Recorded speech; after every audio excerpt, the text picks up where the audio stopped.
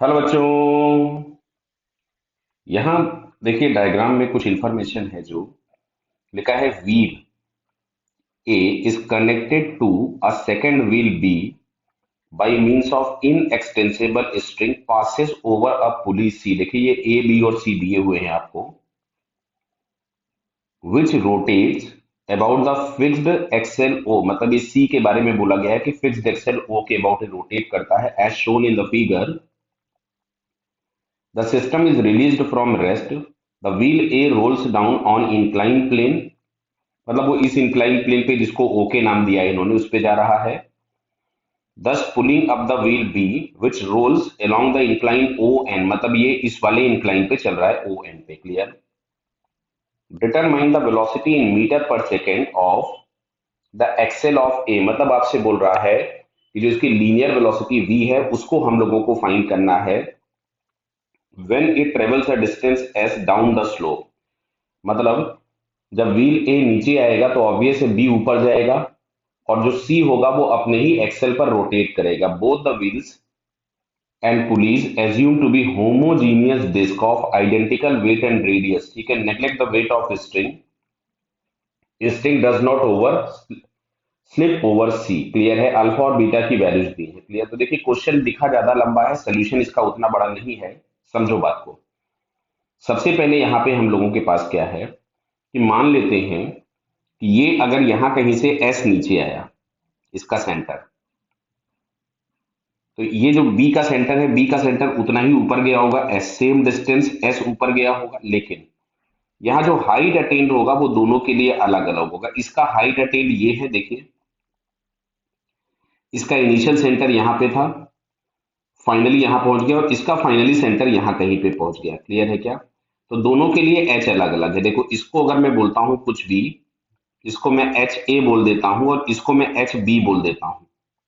Clear. तो देखो यहां से जो एच ए होगा वो आपके पास है S sine alpha, sine alpha. Clear है। जहां पे अल्फा इज इक्वल्स टू इन्होंने 53 दिया हुआ है, तो ये आपके पास हो गया एस साइन 53। क्लियर है क्या।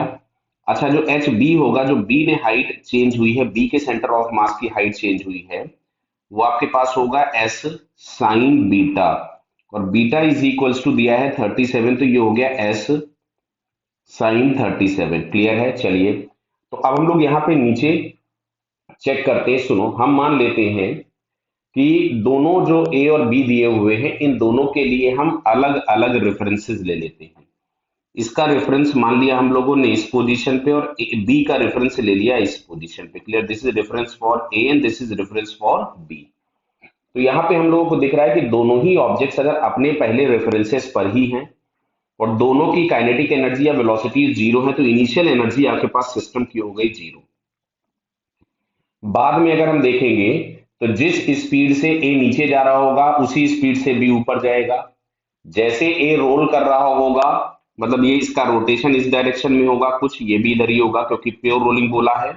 बराबर है। तो यहां से अगर हम लोग लिखेंगे तो हम लोगों को मिलेगी translational kinetic energy half m v square plus rotational kinetic energy half I omega square. और ये हम लोगों के पास दो है। कितनी है? दो। क्यों? जैसा व्हील ए के लिए है वैसा ही बी के लिए भी होगा। प्लस अगर हम यहाँ सी के लिए लिखेंगे तो सी के पास केवल और केवल हाफ आई ओमेगा स्क्वायर होगा क्योंकि वो केवल और केवल एक्सेल के अबाउट रोटेट कर रहा है। अगर मैं बी वाले के लिए लिखूं तो एम जी एच बी, इसकी हाइट सेंटर ऑफ मास की बढ़ी है। और अगर मैं ए की बात करूं तो ए का सेंटर ऑफ मास नीचे गया है, तो उसके लिए अगर हम लोग यहां से लिखेंगे तो एम जी और यहां आ जाएगा माइनस ऑफ एच ए। क्योंकि रेफरेंस के अगर सेंटर ऑफ मास ऊपर जाता है या ऑब्जेक्ट ऊपर जाता है तो हाइट पॉजिटिव होती है, अगर रेफरेंस के नीचे आ जाएगा तो हाइट कैसी हो जाएगी? नेगेटिव हो जाएगी। क्लियर। तो चलो जरा यहाँ पे हम लोग वैल्यूज निकालते हैं। टू अगर हमने अंदर मल्टीप्लाई कर दिया तो ये आपके पास हो गया एम वी स्क्वायर, ये हो गया I omega square plus half I omega square plus M G. अगर मैं यहां से कॉमन निकालूं तो यहां से आपके पास मिलता है H B minus H A. Clear है क्या बेटा? बराबर। तो अब एक काम करते हैं, ये वाला जो टर्म है इसको हम लोग लेफ्ट साइड में ले जाते हैं। अगर हम लेफ्ट साइड में ले जाएंगे तो समझ में आ रहा है बीच का माइनस साइन चेंज हो जाएगा, मतलब यहां से आपके पास मिलेगा m g h a h of a minus h of b. बटा क्लियर हो रही बात ये? तो ये यहां से आपके पास मिलेगा h of a minus h of b. अब मैं वैल्यूज पुट करता हूं, तो एम वी स्क्वायर प्लस 3/2 हो जाएगा। ये समझ में आ रहा है ना? 1 + 1/2 कितना हो जाएगा? 3/2 आई। आई की जगह हम लोग लिखते हैं mr²/2। ऐसा क्यों लिखा? क्योंकि वहां दिया हुआ है कि दोनों को हमें डिस्क लेना है, दोनों को नहीं बल्कि तीनों को। और ओमेगा की जगह लिखोगे v²/r², क्योंकि प्योर रोलिंग बोला है। आर स्क्वायर से आर स्क्वायर कैंसिल हो गया। एक बार और लिख लेते हैं, एम जी वैल्यूज अब के बार पुट कर देंगे, h a minus h b is equals to, अगर हम यहां से देखें तो ये हम लोगों को मिल रहा है mv² प्लस 3/4 mv²। दिख रहा बेटा ये 3/4 mv²। तो सारे m कैंसिल कर दो, अभी वैल्यूज पुट कर देते हैं। तो g की जगह हमने रख दिया 10। एच ए, तो एच ए में देखो s तो कॉमन आ जाएगा दोनों में, देख लीजिए ध्यान से। ये ऊपर जो हम लोगों ने लिखा था नहीं, एच ए और एच बी जो लिखा था, दोनों में से s कॉमन आ जाएगा और आएगा sin53 माइनस sin37। तो sin53 की वैल्यू हम लोगों के पास हो जाएगी 4/5 और sin37 हो जाएगा 3/5। बेटा समझ में आ रहा है ना जो वैल्यूज पुट की हम लोगों ने? और यहां से हमारे पास ये आ जाएगा 4 + 3 7 v²/4। क्लियर? तो यहां से हो गया 10 और s दिया है 3.5, तो 3.5 को हम 7/2 लिख लेते हैं। ऐसा क्यों लिखा? बिकॉज राइट हैंड साइड में 7 है, उससे आराम से चला जाएगा। 4 - 3 मिलेगा 1/5 इज इक्वल्स टू, ये यहां से आ रहा है 7v²/4। तो देखो 7 से 7 कैंसिल कर दिया, 5 और 2 से ये 10 कैंसिल कर दिया। तो यहां से हमको मिलता है v² is equals to 4। That means v is equals to आपके पास आ जाएगा 2 मीटर पर सेकेंड। क्लियर है?